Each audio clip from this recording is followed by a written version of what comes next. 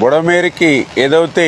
ఇటు లెఫ్ట్ బండి మీద 3 ఏదైతే బ్రీచెస్ 200 మీటర్ల పైబడి ఏదైతే పడ్డాయో, అదేవిధంగా అటు రైట్ బండి మీద 7 బ్రీచెస్ ఏదైతే పడ్డాయో, అదేవిధంగా ఏదైతే పులివాగు దగ్గర 3 బ్రీచెస్ ఏదైతే పడ్డాయో, మరి వెంటనే అందులో కూడా ప్రత్యేకించి ఈ లెఫ్ట్ బండి మీద ఉన్నటువంటి ఆ 200 మీటర్ల 3 బ్రీచెస్ని ఆ గండ్లను పూడిస్తేనే ఆ యొక్క సింగనగర్ కానీ ఆ విజయవాడ పట్టణంలో ఉన్నటువంటి వరద ఉధృతిని తగ్గించవచ్చు. ఎన్ని సహాయ సహకారాలు చేసినా కూడా, బాధ్యతలు తీసుకుని మనం పని చేసినా కూడా ఈ గండ్లు పూడ్చకపోతే ఆ యొక్క సింగనగర్ కానీ ఆ యొక్క విజయవాడ పట్టణ ప్రజలకు కానీ ఉపశమనం ఇవ్వలేము అనేటువంటి ఉద్దేశంతో చంద్రబాబు నాయుడు గారు ఎప్పటికప్పుడు ఈ యొక్క గండ్లను పూడ్చడమే